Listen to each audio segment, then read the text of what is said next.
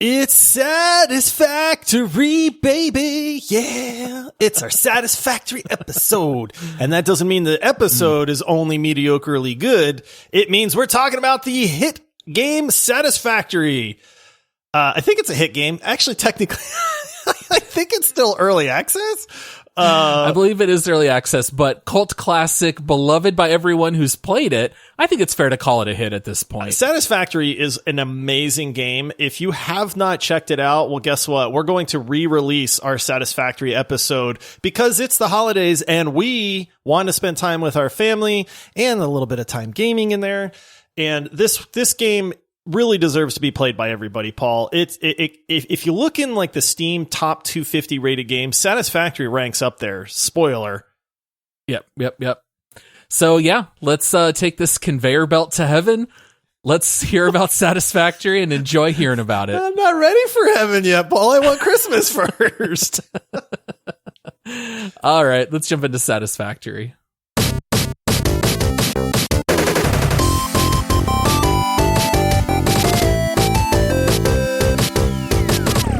Hello, everyone, and welcome to the Multiplayer Gaming Podcast. If you are new to the show, we are two dads who love to game together, and we release two family-friendly podcasts each week. Every other Monday, we have a deep dive episode, like we do today, where we break down a single game over the course of an hour or so. We would like to ask you to please consider supporting the show through Apple subscriptions or Patreon. For just a couple of dollars a month, you can help fund our two-man operation over here, and you will also get access to 2 extra quick take episodes every week, the first of which are already available and have gone live. All right, it's time for some introductions. I am your host, Paul, and as always, I am joined by my co-host and one of my closest friends. We got to spend dozens of hours together as logistics and efficiency experts playing Satisfactory. He's the employee of the planet. It's Josh. I won!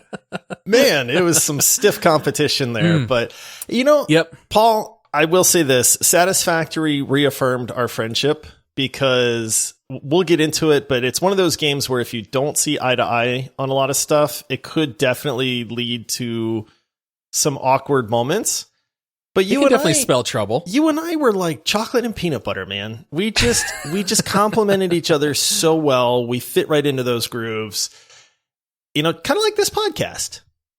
Yeah. We are a good team, and we played a lot of Satisfactory.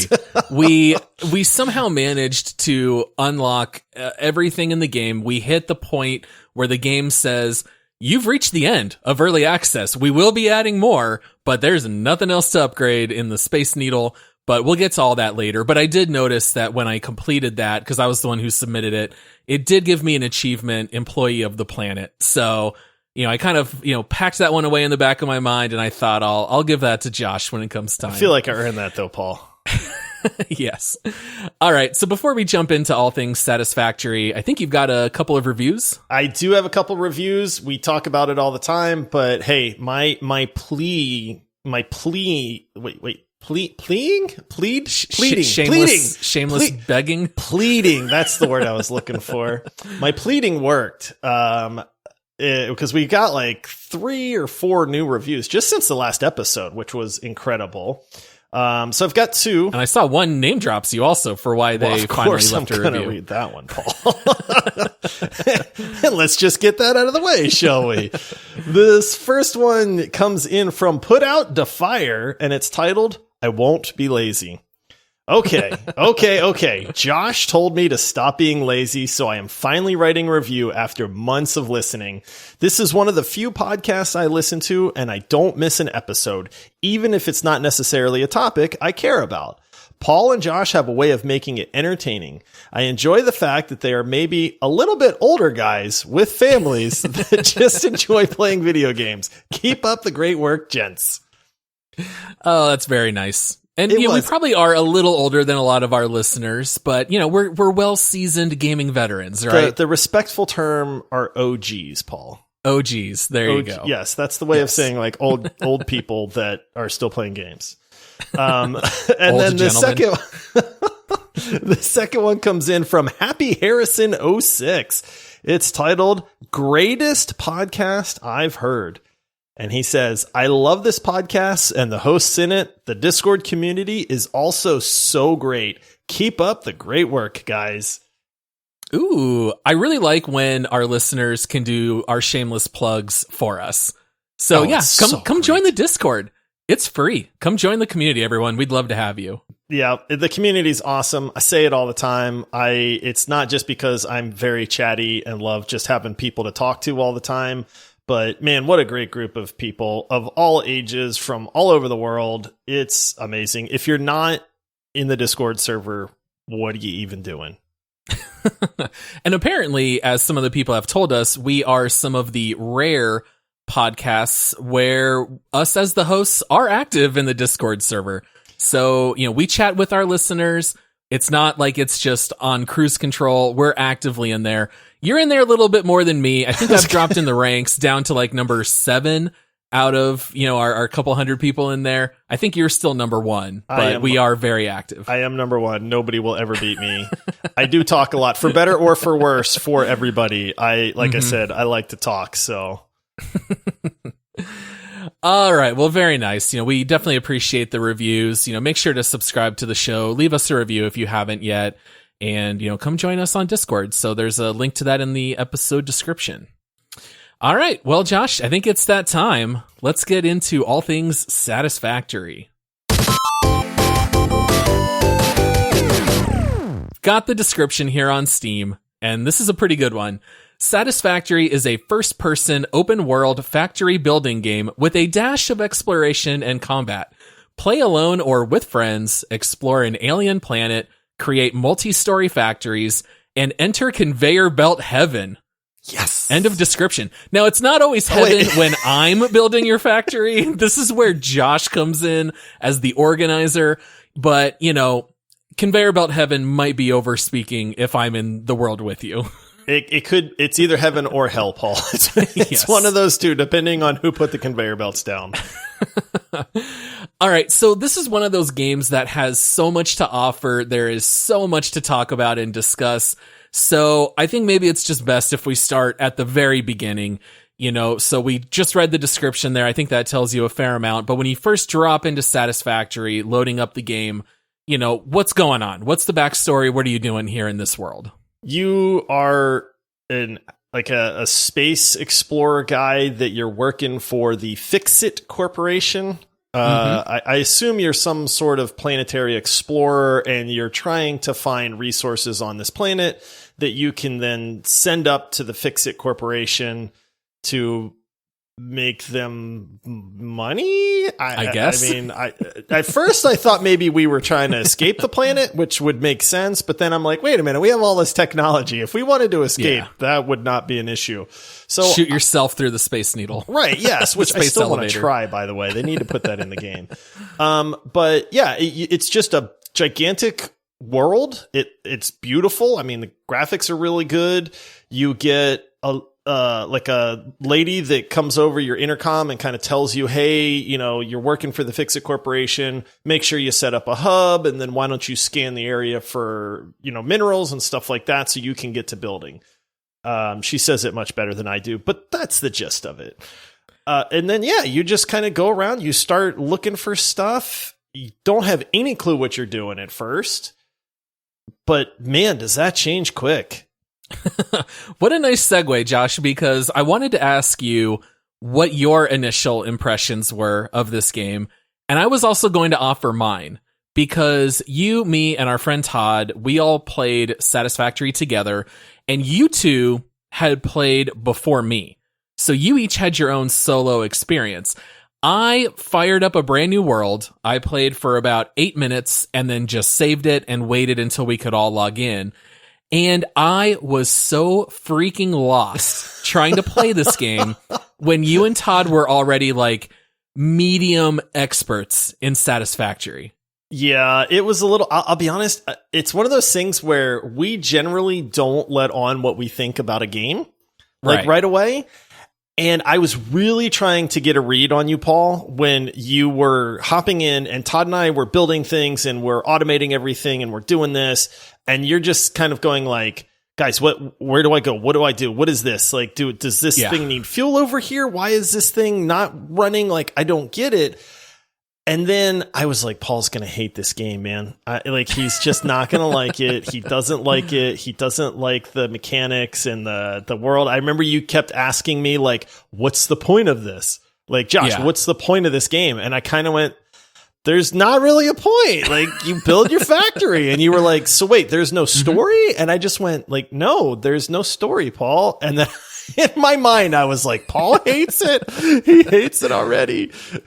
Yeah, I would not say I hated it in the early hours, but it was just so funny because this game definitely has a pretty steep learning curve. And there's a lot of jargon in this game.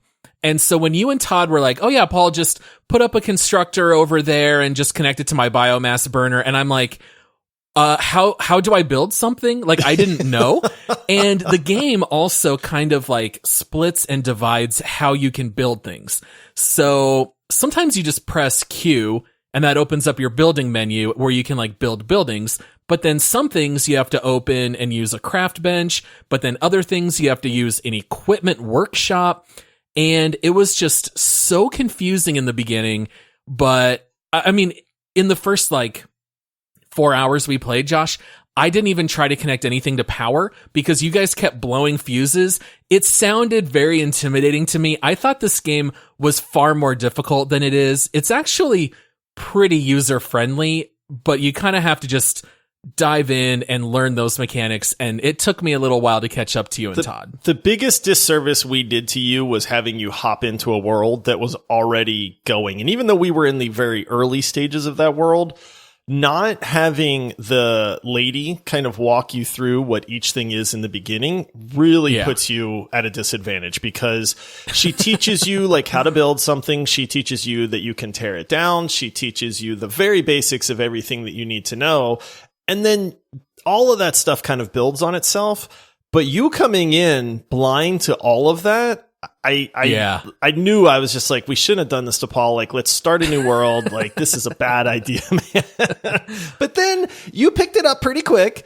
I do remember we gave you like limestone to make like concrete and stuff. And I remember you just kind of ran off. You found a little area and we were like, Paul will figure it out. And once he does, he'll be up to speed at that point. And you did. Like, it didn't take very long. No. And once it clicks, it clicks. Like, this game operates incredibly well.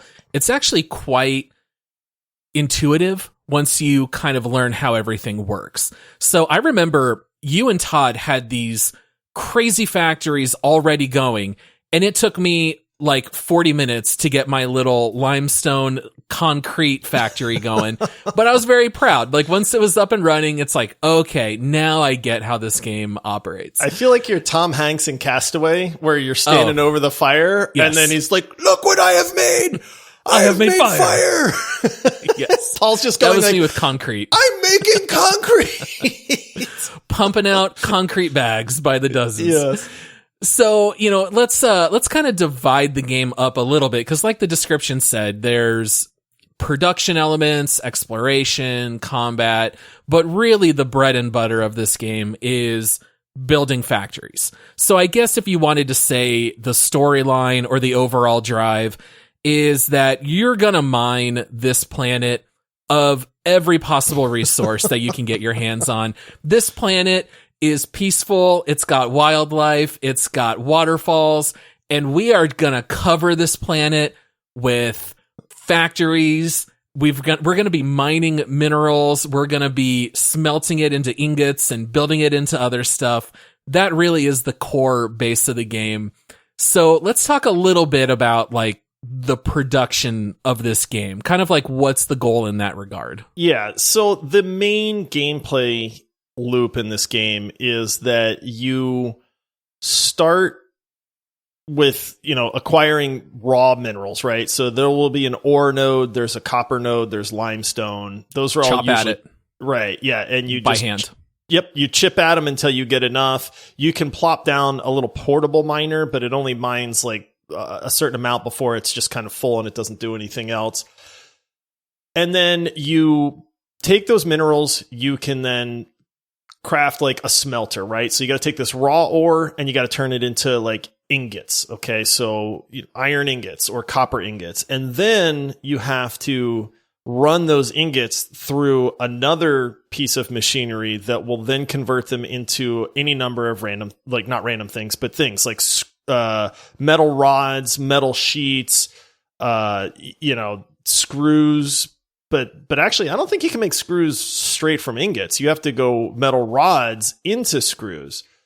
And so that's where the complexity of this game really starts to come into play, because you start very simple. Hey, I got a smelter. I can make iron ingots. I can take these ingots and I can make something simple. And then it's like, oh, okay, well, you need screws to make this next thing. But to make screws, you have to make metal rods. And then those metal rods have to feed into something which will then convert them into screws. And you go like, oh, okay. Mm-hmm. And then you're like, great, okay, I'm making this. And now you can build some new piece of machinery or piece of tech or something that you need. But then, man, before you know it, you need reinforced plates. And how do you make reinforced plates? Well, you take metal plates and screws and combine those together in another piece of machinery. Yep.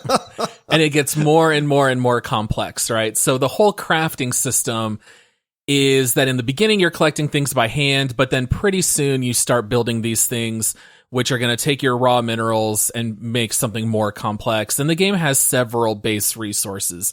So you're mining not just iron, but you also have limestone, quartz.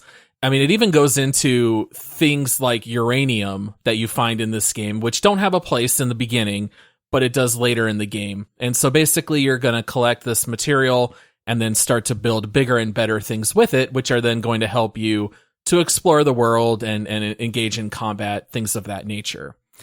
So another big element of this game is power. And in the beginning, you're really relying on these things called biomass burners. And so we'll talk a little bit more about the progression in just a minute. But do you want to talk a little bit about how power plays a role in all this? It's the bane of existence, man. So you have to power everything. And these biomass burners, basically you chuck leaves and wood and alien organs and anything that you can kind of find that's, biological, right? That burns, yeah. And you chuck it in there and it kind of chews it up and it burns it and it makes energy. And then you connect the biomass burner to your other machines, and then it powers those and then they can run. But what happens is the machines use power, and then the leaves and the wood and whatever else you put in the biomass burner will run out over time. And so like leaves burn up really fast. So you can throw leaves in there, but you're coming back a minute later to put more leaves in. Wood burns slower. But wood's a little bit harder to come by. And so there's that whole like level of really easy to get, but burns up really quick, harder to get, but burns much longer. I like that aspect a lot, because something that's just one small facet of the game, like power, has like 8 different things that will affect just the biomass burners. And that's not talking about future tech that we can get into in a little bit. But yeah, the other issue is that you can't power too many things, because if you do, just like in real life, you'll blow a fuse. Yeah, there's limits to how much power you can draw. Right. And it's loud. When it blows a fuse, you hear it. It's like, and then everything shuts down. And then you're just like, oh no, what? Oh man. So one of the neat things is that you have to build these power poles, which you can then connect with the power lines. And the great thing about Satisfactory is that everything like that snaps into place very easily. So it sounded very intimidating, but actually you plop down a biomass burner, you chuck in some leaves, you build a power pole, and then you just click on a power line, and you're going to click from the burner to the pole, and then the pole to whatever needs power. And every single thing that requires power has got a big giant red light at the top. And as soon as you connect it, it turns green to go on. And if anything shuts down, they all turn red. So what was really funny in the beginning, though, is that we all kind of had our own separate areas. You were kind of building your stuff. Todd was building his stuff. I'm building some of my stuff. We had biomass burners all over the place. And they were constantly running out. The ugliest thing. It was such a nuisance. And honestly, this is probably what held me back in the beginning, because at least I understood, oh, I can just take this chainsaw, chop down a bunch of trees, and then I can just throw this stuff in the biomass burners. And I spent a lot of time just simply gathering fuel and kind of letting you and Todd build the early factory. And then I ended up kind of catching up later. But a lot of the early gameplay is really just managing your power. And it actually is, it's a very needy system. It's very high maintenance in the beginning. Yeah, it is. I mean, it's kind of rightfully so. That's one of the things that I like about this game is even though it is busy work, it makes sense. And you're managing this. So the more efficient, and that's where you start. I think you start to get a glimpse of efficiency in this game.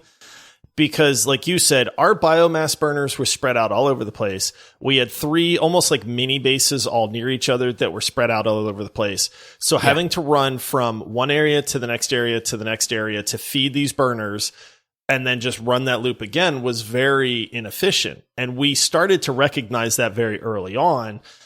And that is where I think this game majorly excels, is in your ability to learn just by playing. Like, you don't have to be smart, right? You don't have to have like an engineering mind to realize like there's probably a better way. Yeah. And so then the game also has all of these logistics that are going to automate a lot of this work. So in the beginning, you're collecting materials, you're running up to a craft bench, selecting what you want to build, you kind of hammer away at it, and you're building things. But then pretty soon, you're connecting everything which is powered with conveyor belts. So here's where you get to enter conveyor belt heaven. Do you want to talk a little bit about the belts, the lifts, the mergers, the splitters, how all that works? It's great because, again, the game divides things into production, right? Smelters, constructors, assemblers, manufacturers, these things that take raw components and turn them into other things. You get foundries that, create different kinds of metal and stuff like that. So you have like this base thing that goes on. You have the production element. But if you produce things and don't know how to move them around, that doesn't do you any good. So the logistics in this game are phenomenal. And I know logistics sounds like a big word because it's like, well, I hear this on Amazon and FedEx and, stuff like that. UPS but commercials. What is logistics, right? It's just moving things from one place to another. But in this game, they make that so like nice to do. It's actually fun. It is fun. Like goofy as that fun. sounds, like that's part of the fun of the game is going like, okay, if I have this over here and I run this conveyor belt to that thing, then it'll feed out iron, and then the conveyor belts will take that iron to this smelter over here so that I don't have to tote it over there. And then it'll spit out the other side, but that'll go on a conveyor belt that then feeds into a constructor, which automates the making of these screws and plates for me. So now I don't have to stay at the workbench and do this and hammer away. It's all automated now. Like, yay!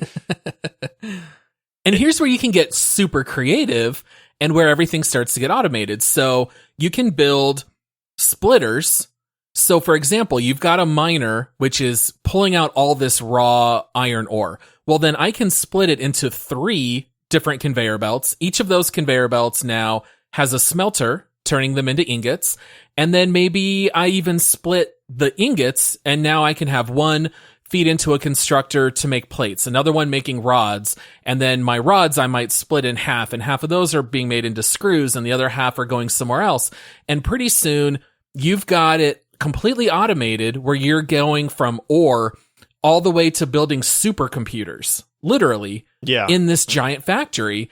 And a lot of it is just kind of managing your efficiency, managing your power, and then also figuring out where your chokeholds are.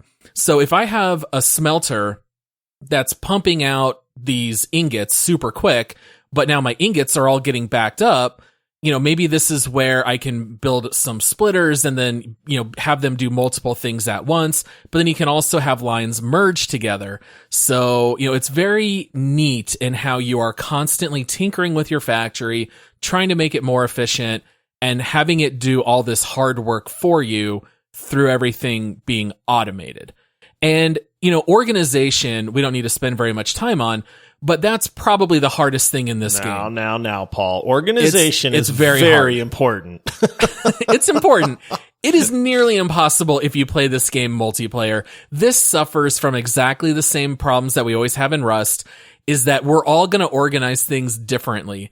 So we ended up, our factory, by the end, we had, 20 industrial storage units all lined up, and it was just kind of a mess. Like, this one box has got quartz, and it's got concrete, and it's got these oscillators, but then there's also oscillators in this other crate. So the organization is kind of tough, especially multiplayer. Yeah, it really is. Now, that's one thing we didn't talk about either, is this game has your production elements, it's got your logistics elements, and then it's got your storage elements too. So they give you the ability to make these storage containers, and that way you can have a conveyor belt feed straight into a storage container, and it just sits there and waits. The stuff that, comes off the conveyor belt is in this nice little storage container now. But one of the things that we have to mention is that they do such a good job of letting you build things in a way that makes sense and is organized and lines up with each other. Like, if you were about to build a new storage container, let's say, it kind of creates like a hologram of where it's going to go. Right. And you can see through that, and it has a little line in the middle that will tell you, hey, this is the center point, and it's meshing up with the center point of your conveyor belt. So it's just the most intuitive, like, building thing I have seen in a game, like, ever. And a game that's all about building these gigantic factories that are multi-level with tons and tons of different machines all working together. It's so crucial that it does that. But man, they make it easy to build in this game, which is so important for the type of game that it is. Oh, yeah, absolutely. And the conveyor belts only run in one direction, but every building that you have makes it very clear. You've got these giant arrows that show where things feed in and where things feed out. And the conveyor belts, just like the power lines, they snap right into place. So it's not hard to place these things. Now, one thing that is a little bit goofy about this, and it's not something that I have a problem with, but I imagine some people probably do, is that your conveyor belts can clip through landscape. They can clip through right? anything. Yes. So basically, you can click on a conveyor belt. All right, go ahead and take something here, and then I'm going to attach it somewhere else in the factory. And if that is a straight line that literally just goes through trees and mountains, all of those little items, you'll watch them on the conveyor belt. They just go right through the landscape, and they'll keep following that conveyor belt. It doesn't stop on anything. The only thing that the conveyor belts make you do is they don't let it clip through your own buildings. So you can't run it right through the middle of a smelter. So you sometimes have to kind of angle and move around it. But the game sacrifices a little bit of the real life physics for making it an easier and a more fun system to use. I was going to say, it's definitely a convenience thing. I don't mind that the physics in that regard are not proper. Like you mentioned, they do a good job of saying, hey, you can't build a conveyor belt through a building. But if these two conveyor belts crisscross, like, that's okay. Because otherwise, it would be just a pain in the butt to try to find room for all that. And I mean, they do give you like conveyor lifters, which will, take things and then lift them up, to another level or down to another level, because this game is very vertical in a lot of ways as well. And something about the conveyor lifters that we figured out, funny enough, was we were trying... I felt so stupid. This is going to sound so stupid. It sounds terrible, but these lifters are kind of small. Like, it goes in one end, it lifts up, and you can kind of direct the direction that it spits out the top at. And we were going from the base of a mountain up to the top of a mountain that it was pretty high up there. And so this was a big project. I was like, Paul, I got it. I made 30 of these conveyor lifters and stacked them all on top of each other to get to the top of this mountain. I was so proud of myself, man. I did it. It lined up perfect. Like, it was great. It was functional. It was. It worked. It cost us a lot of materials because everything you build in this game costs something. And then randomly, like 5 minutes later, I was going to put a lifter down and I accidentally clicked my mouse button too long while I was dragging, and it it showed that you can extend one conveyor lifter like super far. So where I had built 30 of these things to get to the top, it literally only took like 3 of them to actually do it. And then I was just like, oh my goodness, we were, I don't know, 50 hours into this game. Yeah. This would have been like the equivalent of building a conveyor belt 1 square at a time and going over a long distance. And then finally we realized, oh my goodness, this is so basic. But, you know, we try to avoid spoilers and content online. We want to just experience it. Right. And there are so many things like that we finally discovered over the course of the game. I remember at one point I asked you guys, is there any way I can just auto move everything of one material? Like, I just want to get rid of all my concrete. Can I do that? And you guys are like, no, you just got to click and drag. And then later I did cheat a little bit and I looked up beginner tips for Satisfactory. And sure enough, if you hold shift and click on a material, it'll move all of them at once. So would have been nice to know.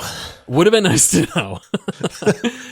All right. Well, believe it or not, we're actually already halfway through this episode, Josh. So let's go ahead and take a quick break and hear from one of our sponsors. All right. We are back.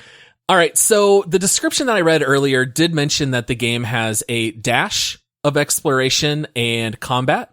I think that's probably the right word for it. This game is very deep into the production and the logistics side of things. These areas are a little bit lighter, but let's talk a little bit about the combat. It's serviceable. I mean, honestly, it adds, in my opinion, the combat adds an awful lot to the game. It does create a sense of danger. There are hostile life forms that are on the planet. If you come across them, they get mad at you. Some of them, you know, will attack you. Other ones, you know, don't. Like, there's some things that are just really cool to come across, you know, a la No Man's Sky almost, where it's like they just live there, but they could care less that you're there. But other ones are like, hey, get off my planet.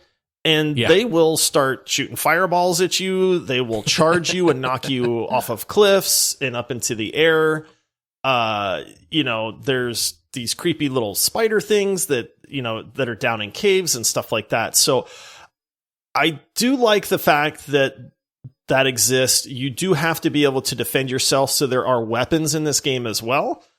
The combat is nothing to write home about, but it's perfectly serviceable for what the game is. Like, honestly, even though it's not like fleshed out a ton, I really enjoy the fact that there's that sense of danger and that you're like, I can't just go wandering off. I better make sure I have a weapon with me.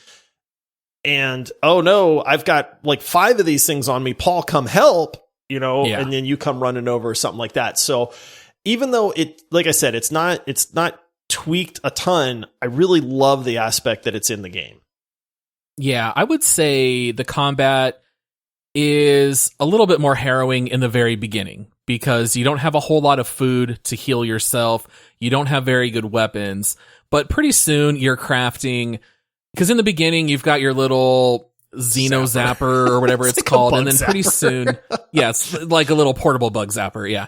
And then pretty soon you're building like a much longer, almost like an electrified sword that you're running around with. And you're building, I mean, some pretty dinky firearms to begin with where you can shoot out, like, basically it's like a nail gun. But then pretty soon, you know, you craft a rifle, and especially once you've got a rifle crafted, everything basically dies immediately. The combat is really no danger in this game except for the very beginning. Honestly, your biggest enemy in this game is gravity. Oh, if you're going to die in this game, it's probably due to falling. Yep. I have. Josh, do you know anything about that? No, I knew. Do you know anything about fall damage, Josh? Okay. So we haven't even talked about the research tree, but you get to research things as well, right? So we researched parachutes. And I'm like, Paul, I'm not going to die anymore. I'm not going to fall to my death. We have parachutes now. We take these parachutes out. We're exploring.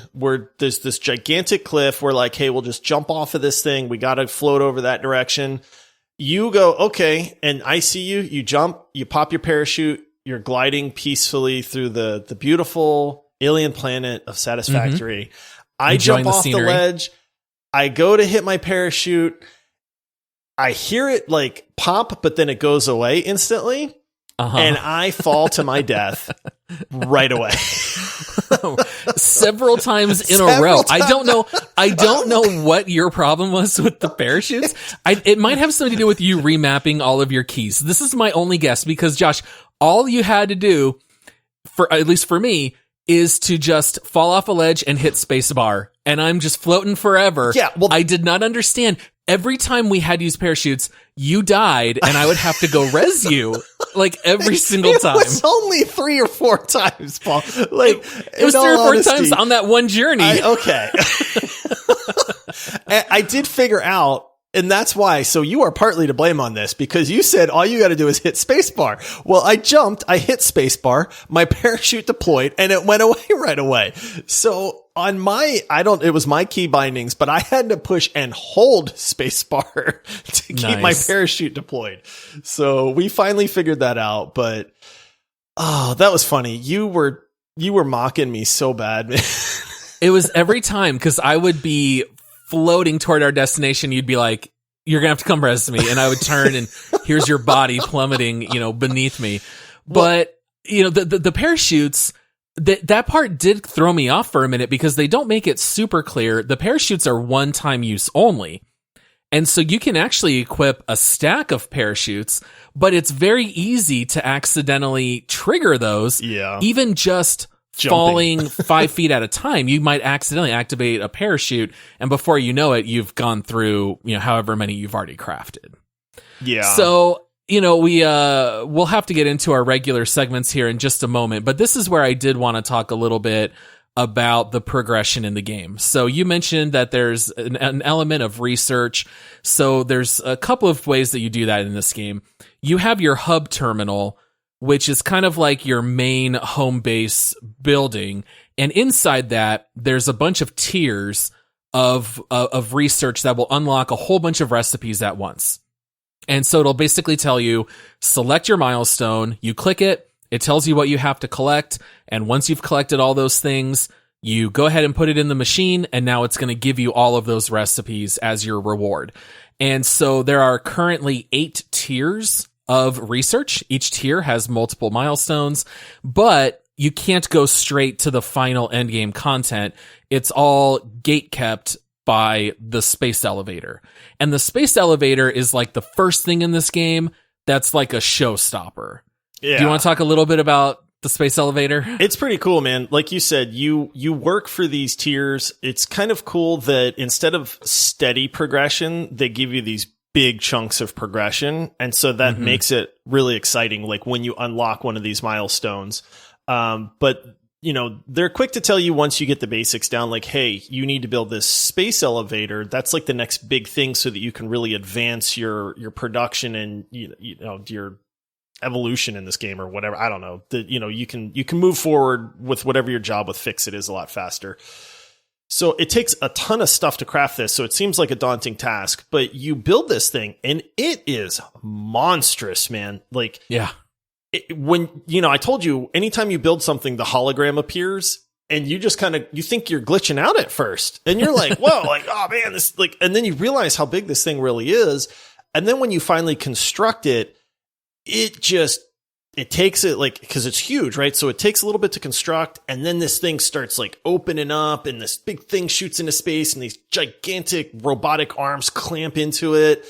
It's just a really neat thing to sit there and watch. I mean, all 3 of us just kind of stopped and we were like, whoa, like that's pretty cool.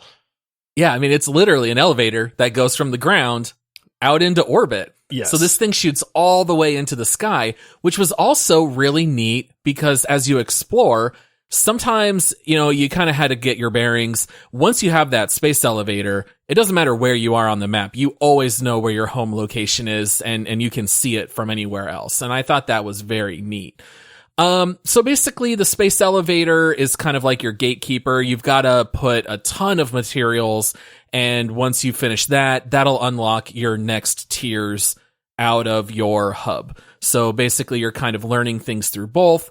But then there's also another thing in the game called the MAM, which is the Molecular Analysis Machine. And as you find new materials, basically you can kind of stick them into this machine and it'll teach you other recipes, and you can unlock, more technology that you can use in the game. This tends to be where you unlock things like the weapons, some of the vehicles, things of that nature. It's like the research part of it. Like, honestly, that's really the easiest way to put it. Is it's stuff like the parachutes. You don't get parachutes until you research something in the MOM or the MAM or whatever it is. And so when you're out in the world exploring, which is a part of this game, and you find something new, you bring it back and you research it, and then that will unlock like a research tree. And then it'll tell you, hey, here's the next thing that you need to find or that you'll get from this research. And so you get to see like that progression path as well. So it's not just like learning new buildings and new machines and stuff like that, but it's the cool part of like, hey, I just researched, this, like you said, that you get a better bug zapper sword or the parachutes or lots and lots of other things that we don't want to spoil, but it's just a very neat complement to everything else that's going on in the game. It feels more personal, I guess, like the research station, in my opinion, versus like the big milestones you get with your factory from using like the Space Needle. Yeah. So we haven't talked about anything that's too far into the game. So I would say I don't know if it really counts as a spoiler, but I did think it would be fun to talk about some of the more advanced things that come up in the game. Is anything in particular that kind of stands out to you that you'd want to talk about? I mean, you do get vehicles. I don't think that's spoilery. Yeah. You don't get them right away, but you do get them. And when you get them, you're really glad, right? You're like, oh man, finally, I don't have to like run around everywhere. And you get this like box looking farm tractor thing that you're so excited to get. And then you realize, like, this thing kind of sucks. I was so disappointed because you kept saying, yeah, let's build these tractors and then we'll start exploring for the first time. I was like, oh, great. And those tractors, they take a ton of fuel, first of all. I learned that the hard way. And then secondly, they are so slow. I mean, I don't know what the run speed is compared to the vehicle. I feel like maybe it's like 1.5 or 2 times as fast. They're not very quick in the beginning. They need time. It's like a train. They need time to get going. When you give them time on flat terrain, they go 0 to 60 in like 3 minutes. Yeah. They're but very don't try slow. To go up a hill. Don't try to go over any rocks with them. But they do serve a purpose in that they let you move a lot of stuff from one location to the other. And that's important because inventory space is another challenge in this game. But yeah, I thought getting vehicles for the first time was really cool. Like, what about you? Yeah. I know there's some pretty advanced tech out there that really makes the game a lot more convenient, but was there something that stood out to you? Yeah, definitely. So we have already kind of, complained a little bit about those biomass burners to produce power. This game changes so dramatically once you research coal factories, because this is the first time you can fully automate your power. Because prior to that, you either have to go out with a chainsaw, you've got to forage and bring that stuff back, which you can burn. Once you unlock coal, that's a really big milestone because it's fully automated, but it's also the first time that you start moving fluids. So in order to use a coal factory, you have to be able to mine coal, have a conveyor belt, feed it into the factory, but you also have to have water because as you burn the coal, it's going to boil the water, which is going to turn the turbines and produce power. And so you have to build these giant water, whatever they're called, your water extractor. Basically, yeah. Yeah, which has to be in very deep water, and then you've got to run that water through these pipes, but all of that can be automated. And at that point, it almost turned into an idle game.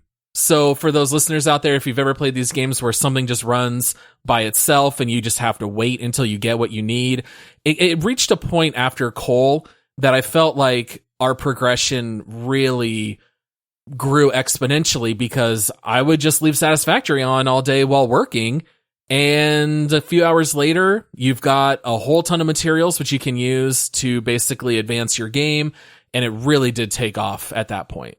Yeah, that's kind of a neat time in the game, because like you said, you finally get to where you're not needing to babysit your power grid and stuff like that. And this is also the time in the game where we scrapped our entire base.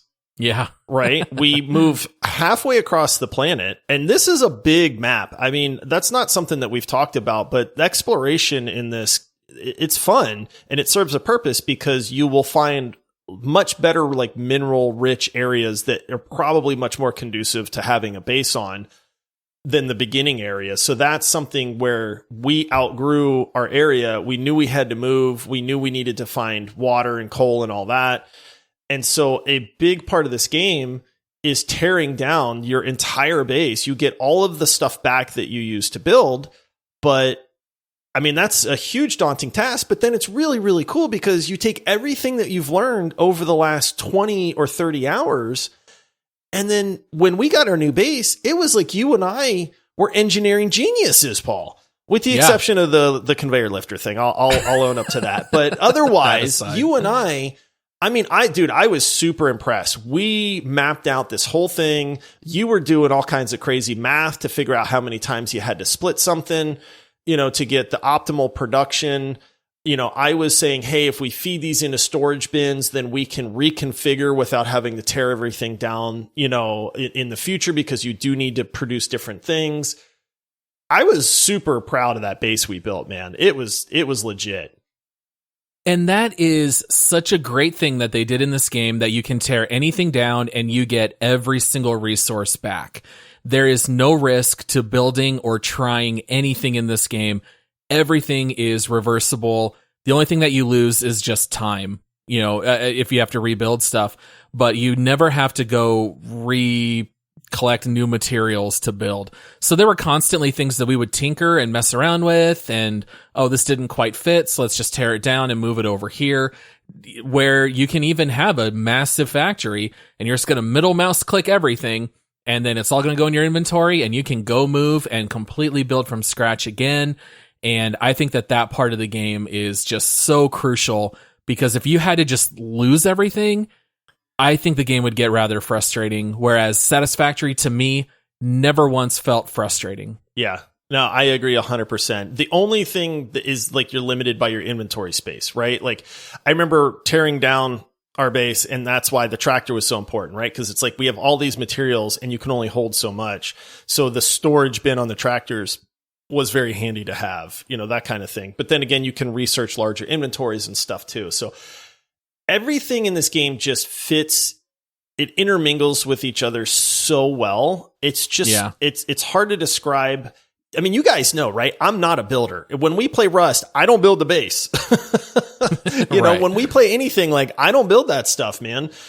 And for this game to be so focused on, like, 80% of it is building and organizing and logistics and stuff like that, it makes it so, like, fun to do and so good to do that even for me, it was awesome, man. It was so just intuitive in the way that you can build this stuff out. 1,000%. Yeah. The only last thing that I do want to mention, well, actually, I guess two things. We talked a little bit about some world-defying physics. The one thing that I do have to say is I would have never done this if you didn't know, Josh. We had built our second base 2.0, as I kept calling it. It was on this cliff where down below there was, like, the water that we could mine and, things like that. You just started building foundations with no supports underneath. These are just floating right off the edge of the cliff. And we just built, it's science, I don't know, Paul. like a 100 by 100 grid, probably even bigger than that. And it's just completely floating in the air. It was almost like impressive. We had this factory in the clouds, which did make me laugh. It's science. But one of the neat things is you get to build hyper tubes in the game. And at first I thought this was like where you just shoot items, like instead of a conveyor belt. Once I realized, oh, this is transportation, that was really cool because you no longer needed to like run and climb up things. You know, you can actually shoot yourself through these tubes and you can very quickly zip, you know, from the ground all the way up to our base in the sky. And I thought that was very neat. And the last thing I did want to mention is that I thought I was being smart and clever because our first base was right next to a uranium node. Oh, and if you got close, so funny, dude. If you got close to the uranium, you take radiation damage, right? Not a surprise. I thought, well, I'm going to run up. I'm going to mine a bunch of this uranium, and then I'm just going to run away from the node because surely we're going to need uranium later in this game. Well, the game is smart enough that if it's in your pockets, it's still radioactive. And then what I learned, so I started running away and I still died. And I was like, oh, I guess I didn't get far enough away. Well, then I realized my dead corpse was radioactive because it's still holding the uranium and I couldn't recover my items because I would die too fast. Yeah. Do you remember how many times you had to save me from my parachute, Paul? Well, Yeah. I saved you too, buddy, because I had to come to uranium your rescue because you were like, Josh, I can't get my body. And we also didn't mention that if you die out in the world, the stuff you had on you stays on you. You need to go recover your corpse. Yep. Unless you just want to lose everything, which is you can. But you were like, I can't get my body back. I need you to go get this. And then I'm like, well, if I get near your body, I'm going to die. Yeah. But you know, you can eat food to get full health. And so I was like, I had to do this super quick, run up to your corpse, open your inventory, take everything, make sure I had room in my inventory, find the uranium that you had in your pocket, and then chuck it out on the ground and run away before I died. And I did it, man. I was pretty happy. I think I got through with like a half a health bar, and then what was really funny is we're playing like 2-3 days later and you're running back to our base and you got too close to your old stinky body that was still on the ground where that uranium was. Uranium. And you were like, what's happening? I'm getting irradiated. And it was like, my old body. That's your corpse from like 3 days ago. And you were like, oh yeah. I thought that the game would be too stupid. And as soon as it was in my inventory, I thought it would be fine, but they actually thought through that process. Yep. So, you know, later in the game, you get your hazmat suit and you can actually use the uranium as, you know, fuel in fusion power plants. And it's actually pretty neat. So, all right. So that kind of tells you guys a little bit about We Think. And, you know, at this point in the show, we always read some community reviews from Steam. Josh, what do you have for us? All right. So I pulled 3 positives and 3 negatives. And so I'll start with a positive on this one. Now, one thing to remember, this game is still early access. Even though it's a very, very full-fledged game, it is technically still in early access. So keep that in mind. But all right, this review, this guy has 1,162 hours on record. Okay. And so he says, I'll start mining this iron ore and then I'll go to bed. I should start making copper wire, but then I'm definitely going to bed. I better make sure they get stored, but then I'm definitely going to bed, I promise. Actually, I better add more power, but then I'm definitely absolutely going to bed, promise times 10. I just have to add some splitters, but then I'm definitely absolutely going to bed, promise times infinity plus 1. And before you know it, the sun's coming up. You and I did this. Now, it was not late at night, but we played on a Saturday. And legitimately 6 hours later, you and I were both going like, I forgot to eat. I should probably go check on my family. Yeah. No, I legitimately think that was the longest I have ever sat and played one game without stopping. Was that, I don't remember if it was a Saturday. I think it was a Saturday. I think it was. And we just played Satisfactory for forever. The game does such a good job of dangling the carrot that you just keep playing. And it's like, okay, I know what I need to do, but I have to tinker this. Well, now that I tinkered this, I have to tinker the thing before it. And it's still fun. It's a driving force. But yeah, you can play for very long sessions and completely lose track of time. It sucks you in big time. So All right, so this one is a negative review, 100 hours on record. And this guy says, it's very stimulating and addictive. Even looks good. I almost stopped playing all my other games, and I now have 100 hours in Satisfactory. But I always suspected that sooner or later I would get a feeling of pointlessness. After completing the second launch of materials into space, the feeling is there. All it did was unlock even more raw resources and materials to make. It's work, not entertainment. I will uninstall it now.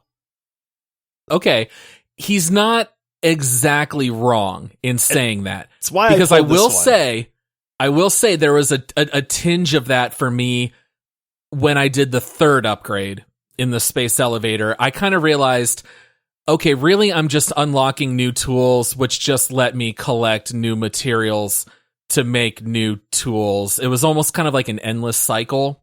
Yeah. I do get that. That's why I pulled that one, because I get it too, is that you get to a point where it's like, I'm just making things that are harder to make. They're more complicated to make, and they take 18 machines all in a row and planned out versus 10 machines, you know? And so you do get to that point. I mean, it's a valid complaint, which is, you know, I like you said, I don't disagree with this guy. Because prior to that, you're constantly learning new mechanics. So like the game adds, like I mentioned before, fluids. So you start pumping oil and you're pumping water for the first time. And so that feels like new and different. But once you kind of have all those basics done, there is a little bit of that feeling of pointlessness. Yeah. I mean, at that point, it becomes, hey, can I make everything more efficient? Can I, you know, fix these choke points? Like, I mean, there is still a challenge for sure, but I think that carrot at the end of the stick is not really there so much anymore. Yeah. Yeah. All right. This one made me chuckle. I have to read this review because it's one of the most nonsensical negative reviews I think I've ever come across. So this guy has 4.8 hours on record.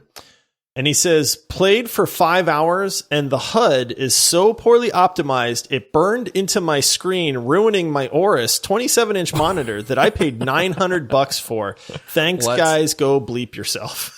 Okay. Yeah, this makes no sense at all. Like, what? Like, how do you blame a game for your monitor going out, man? Like, yeah. I don't even know. All right. I know that has nothing to do with the game, but it was in there. And I was just like, oh my goodness, you've got to be kidding me. Yeah, this doesn't even make sense. Two very quick ones here, and then we can move on. Next one is recommended, 342 hours on record. And this guy says, I'm sure I bought this game 20 minutes ago. What the heck happened?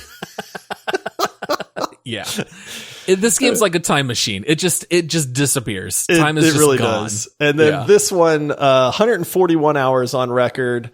I have never felt it more necessary to completely demolish everything I have done just to make it 10% more efficient. And it's true. We just talked about moving bases and doing all that. And it's like, but it was fun. You need to do it. You're like, yeah, man, we're going to build this base so much better than the first one. This game provides a sense of accomplishment far more than most other games do.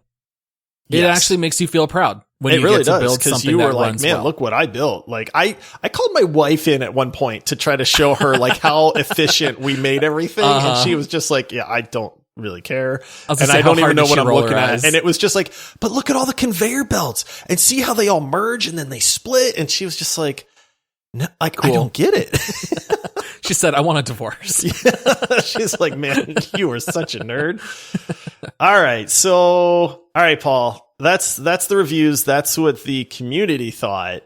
And now it's time to play a little game to see if we can predict the overall score or who's going to get closest for Satisfactory. So do you want me to go first or do you want to go first? Sure. You can go first because last time we each had the same guess and I changed mine and then you won. So why don't you go first this time? Okay. All right. I wrote down, I think this game has a lot to like about it. I mean, it's very well done. I assumed that the rating was going to be very high. I went 96%. I don't know if I like overshot the moon, but 96 was my guess. All right, this is not giving me much room. I wrote down 97%. Did you really? Yes, this is one of those games that for years, everyone I know who plays it says they love it. They say everyone they know who played it loves it. I think the game is beloved. I don't know why I kept putting it off, but to me, the game just functions so well. I think it's going to be one of the highest rated games that we've covered. But boy, I was thinking initially 96 or 97. I feel like we've got to be pretty close. 97 is super high. I thought I overshot the really moon, high. But the actual is 97%, Paul. Is it really? It is legit 97%. 2 in a row that we guessed spot on. One of us got. We're Wow. professionals at this, man. 97. That's wildly high. I think that ties for RimWorld for the highest reviewed, Steam reviewed game, right? Wasn't RimWorld 97? Yeah, I mean, there's a couple games that I've seen that are in that 98 range. I think Celeste, but as far as what we've covered on the show, that might be tied for the highest rated game. It takes an awful lot to please that many people. The other thing that's really crazy about this is I'm telling you right now, I scrubbed through probably 100 negative reviews, and 95 of those negative reviews were because it initially linked with Epic, the Epic Game Store. And people wanted to review bomb this game because the developers had to link to Epic for a little while. And I guess they fixed that. It's fully on Steam now. But legitimately, 95% of the negative reviews were simply, I didn't want to have to deal with Epic Game Store. That's why I bought this on Steam. So in reality, it's really more like a 98, 99. It's legitimately probably a 98, 99% positive rate on this. Wow, that's wild. All right, Paul. Well, you won, All right. and you get the immense privilege of introducing our next segment. All right, let's hit that music. Hey, baby. If you were words on a page, you'd be fine print. All right, welcome to Make Love, Marry, or Murder. This is the part of the show where Josh and I each give the game our own rating. Is this a game that we want to marry? Is it marriage material? Or is it make love material, but you don't want to commit? Or is it murder? So, Josh, I have a feeling I know where we're both going to go. We played this game probably more than anything else we've covered on the show, but let's make it official. What are you going to give this game? Marry. This game is marriage material. Legit, man. I'm very curious to see where it's going to wind up on the leaderboard, but this game is honestly second to none. It's a phenomenal game. It's a long-term game. I mean, we kind of started getting towards the end, we beat early access, but there are some hints that they are going to add some story quest type stuff to this game.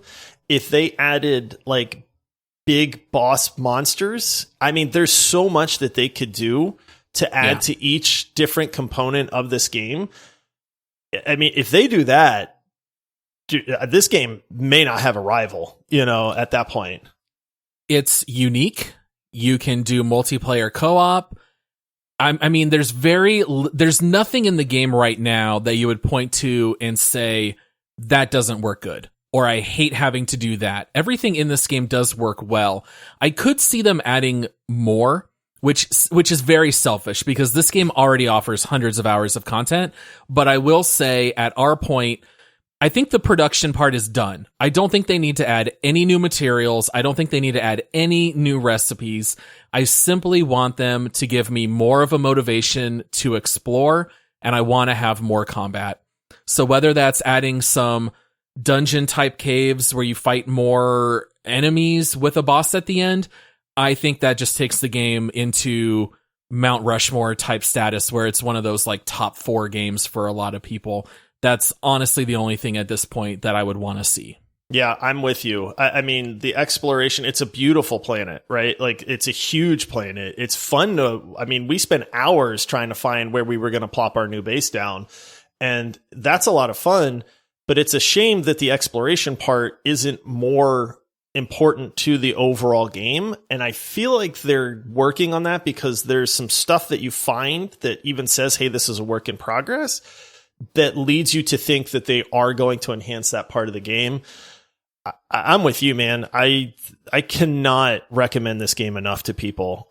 There's people that have said, "Hey, we can't wait for you guys to play this." I mean, it's legit, man. Yeah, it does not need anything else. It's rather shocking that this game is in early access because it's already very well polished. Right now, the only real incentive to explore is that you can find these hard drives, which give you, a secondary recipe to create something. And that's good. I mean, that's fun, but that's not enough of an incentive in the late game to keep exploring. Right. So yeah, we'll see what they add in that regard. But otherwise, this game, she's smart, beautiful, fun, rich. Like what rich? Like, yeah, like what else? Well educated. You love her in-laws professional more masseuse, than your own parents. Like, what Gordon else would you Ramsay want? Quality chef. Yeah, yeah, cooks well. Yeah, like it's a perfect match. Like this is marriage material all the way. Yeah. All right. Well, let's move into the leaderboard and see where this game stacks up.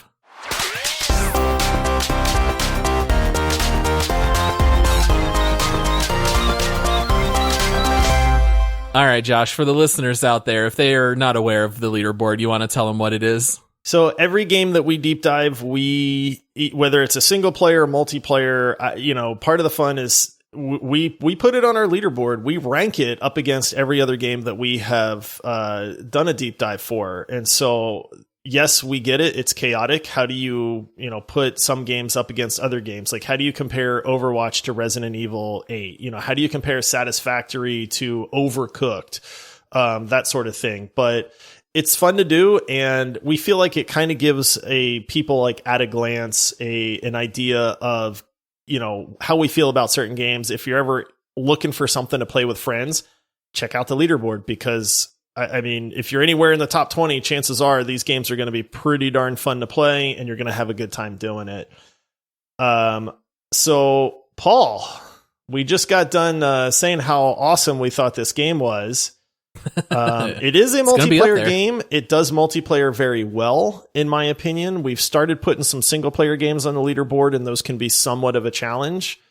I'm just going to say it, man. This is easily a top 10 game for me, if not potentially top 5. Yeah, I was going to say it's top 10, no question. So I don't know if it's going to reach top 3. I kind of feel like Overwatch, Apex Legends, and Rocket League for us have been pretty well cemented. And then even Rust at number 4. Would you say it cracks the top 4, or do you think those are still set in stone? Here's the problem. Satisfactory is chill to play, right? Mm-hmm. Like, you can take as much time as you want. You get all your materials back if you dismantle something. It's a very easy experience, right? Like you and I both said, you lose hours at a time playing this game.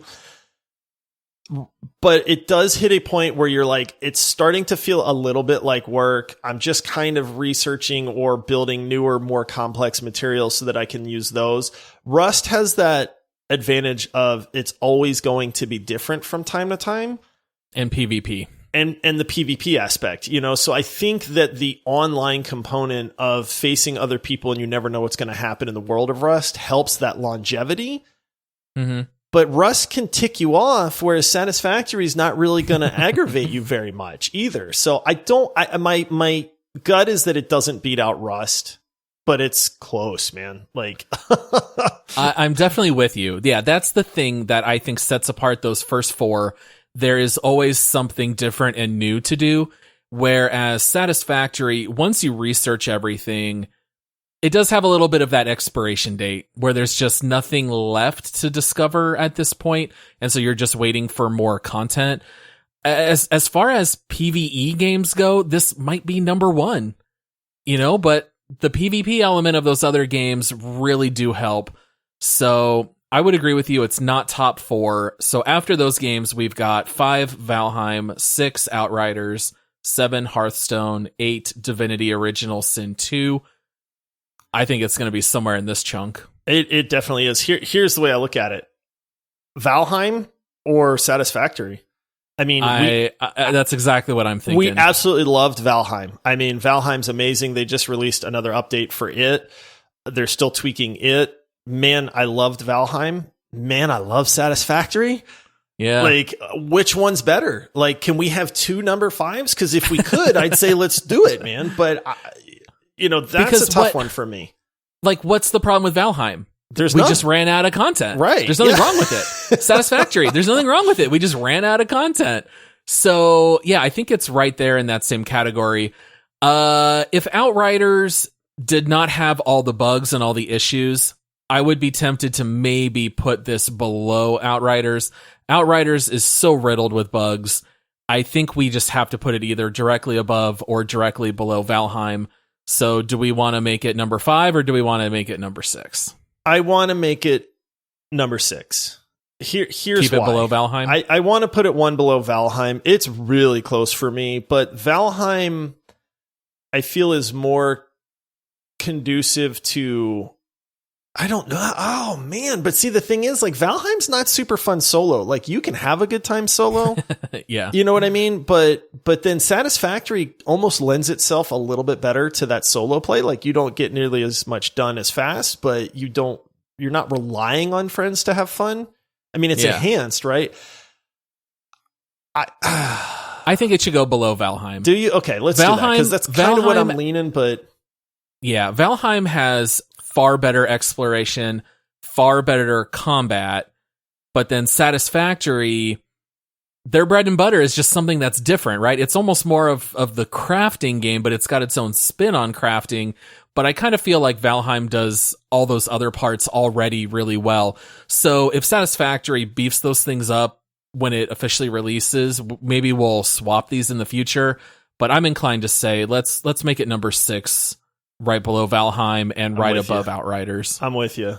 Absolutely. It's tough because I mean, we love Valheim and we love Satisfactory. I mean, people have been asking, right? They're like, man, I can't wait to hear what you guys have to say about Satisfactory. And we don't let on. Love it. That's one of the things. Yeah. We do not give people any kind of clue as to what we think about a game. But there you go. I mean, it's top 6 on our leaderboard. And darn close to 5. So much fun playing it, Yeah, almost 5. And it's one of those things where I had an absolute blast playing this game. It was really cool to be able to, you and I, just to be able to plan everything out and do all that stuff. I really hope for more content on it because it's one of those games I will jump back into in a heartbeat. Yeah, absolutely. So I know this one definitely gets 2 thumbs up from me and Josh. And the game is $30. I mean, that's another part of it. Like you can't get very many games that are better than this with a $30 price tag. This game could charge $60 and it would still be a steal. I would pay $60 for it easy. Yep, absolutely. Yeah. So yeah, we highly recommend it. If you guys end up playing Satisfactory, let us know what you guys think. I did think it was funny that someone in our Discord did say, does anyone want to jump into Satisfactory with me?